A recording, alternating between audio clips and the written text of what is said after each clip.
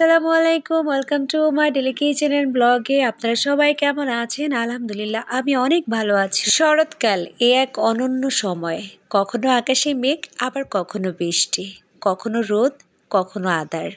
সেই সময়টায় ফুটে খুব সুন্দর সুন্দর কাশবনে কাশফুল। কাশফুল তো দেখতে এই যেন অসম্ভব একটা সুন্দরের অধিকারিণী। তো চলেন সেই অনন্য সুন্দরের অধিকারিণী কাশবনের কাশফুলকে আজ দেখতে চলে যাই। এই ফুল আমি অনেক নাম শুনেছি, সুনাম শুনেছি, দূর থেকে দেখেছি, কিন্তু কখনো কাছ থেকে ছুঁয়ে দেখার ভাগ্য হয় নাই। তো আজ সেই ভাগ্যটাই পূরণ হতে যাচ্ছে। কাশবনে সবাই যাচ্ছে জোড়ায় জোড়ায়, আর আমি যাচ্ছি বাচ্চা কাচ্চা নিয়ে। এটাই আমার আনন্দ। এই যে পিচ্ছি বাচ্চা, এটা আমার একটা সঙ্গী। আরো কয়েকজন সঙ্গী নিয়ে আমি কাশবনে চলে আসলাম। আমরা তো এদিক ওদিক ছুটতেছি, কোথায় কাশবন কোথায় কাশবন, শুধু কি এই কয়টায় কাশফুলের জন্য সবাই পাগল হয়ে যায়?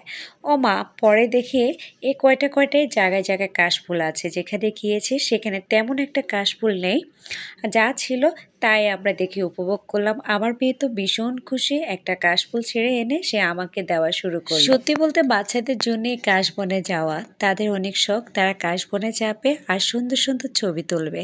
যেহেতু সাথে করে একটা পিচ্ছি টিচ্ছি বাচ্চা নিয়ে আসলাম, তার দুষ্টামি তো কাশবনে সহ্যই করতে হবে। এদিক দিয়ে তো সন্ধ্যা হয়ে যায় অবস্থা।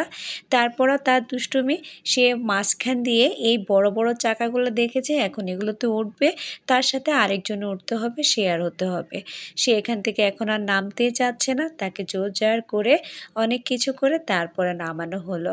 দেখেন সে কত নিরিবিলি ওখানে দাঁড়িয়ে আছে। সে ভাবতেছে এটা বুঝি একটা ঘর, সে ঘরে এসেছে, ঘর থেকে সে আর নাম। আমরা শুধু ঘন কাশবন খুঁজছি, সবাইকে জিজ্ঞাসা করতেছিলাম যে ঘন কাশবন কোথায় আছে, আর এগুলো বলতে বলতে আমরা ভিতরের দিকে যাচ্ছিলাম। অনেকে আমাদের এই বোকামো দেখে হাসতেছিল, আর আমাদের সেই পিচ্ছি টিচ্ছি বাচ্চাটা, তিনি তো কোলে উঠবে না, তিনি দৌড়ে দৌড়ে কাশবনে চলে যাবে। কাশবনে আসতে না আসতে দেখি আকাশে প্লেন নিয়ে চলে এসেছে আমাদের নেওয়ার জন্য। আকাশে প্লেন দেখে তো আমি ভীষণ খুশি, বাচ্চাদের মতো আনন্দ শুরু হয়ে গিয়েছে আমার ভিতরে। অনেকেই বুঝতে পারবেন, যারা যারা এই প্লেনের মর্ম বুঝেন তারা অবশ্যই বুঝতে পারবেন প্লেন দেখে আমি কেন এত খুশি। যাই হোক, স্বপ্নের দেশ থেকে বের হয়ে খুব সুন্দর একটা কাশবনে চলে আসলাম। দেখে তো মনটা ভরে গেল। প্রথমে ভাবছিলাম এতগুলো কাশবন আমরা মনে হয় দেখবো না, একটু একটুই দেখবো। এবার এদিক সেদিক তাকালেই দেখি বিভিন্ন ধরনের বিভিন্ন জোড়ায় জোড়ায় ছবি তুলতেছে, ভিডিও করতেছে। আমার সেগুলো থেকে কোনো মনোযোগই নেই। আমরা তো চিন্তা করতেছি কিভাবে উপরে উঠে একটু একটু ছবি তোলা যায়। তো আমি বুড়ি হয়ে গিয়েছি, আবার ছবি তোলার কোনোই শখ নেই। বাচ্চা কাচ্চারা ছবি তুলবে, তাদেরকে একটু দেখাচ্ছি আর আপনাদের সাথেও শেয়ার করতেছি।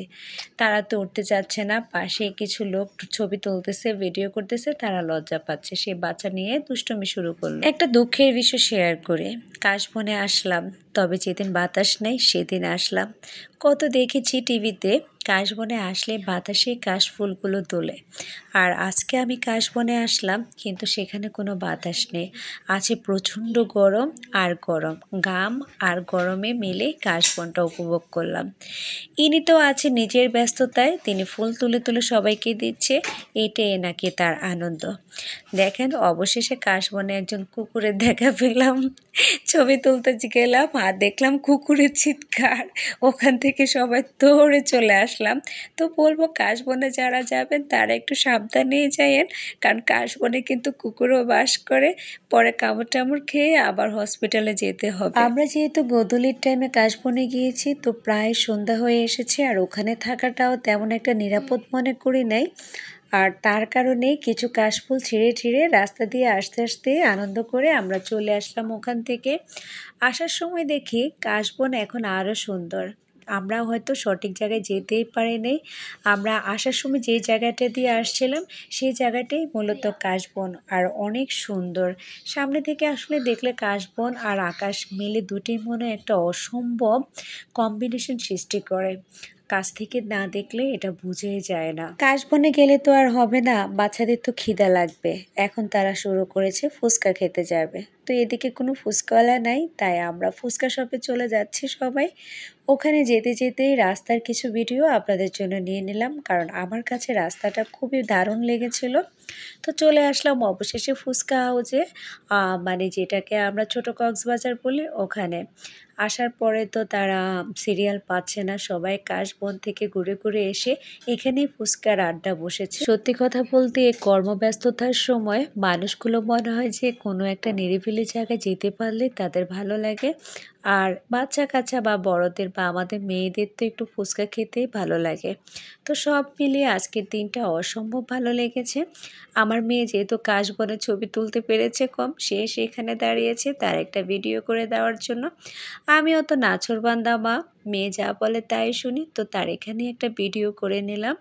আমার কাছে তো অন্ধকারে বেশ ভালো লাগলো। আর অবশেষে আমরা ফুচকা হাউসে জায়গা পেয়ে গেলাম ফুচকা খাওয়ার জন্য। তো ফুচকা খেতে খেতে আমাদের সেই দুষ্ট বাচ্চাটা খেলা শুরু করলো এখানে। তো আমার আজকের ভিডিওটা কেমন লাগলো অবশ্যই সবাই কমেন্টে জানাবেন। আসসালামু আলাইকুম।